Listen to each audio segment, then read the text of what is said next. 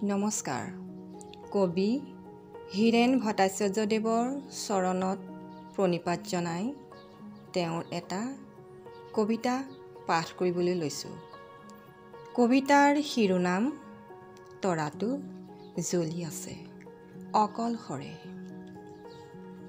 ৰাতিপুৱাবৰে হ'ল মোৰ শীতানৰ সিপাৰে আকাশখনত তৰা এটা এতিয়াও সাৰে আছে।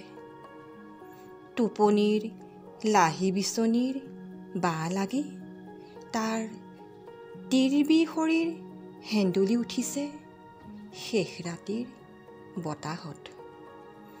চকুৰ পাহিত ৰাতিৰ গভীৰ এন্ধাৰ। কোনো ক্লেদ নাই, কোনো ক্লান্তি নাই। তৰাটো জ্বলি আছে অকলশৰে। বুকুত ভাল পোৱাৰ সহজ প্ৰতিভা। ধন্যবাদ।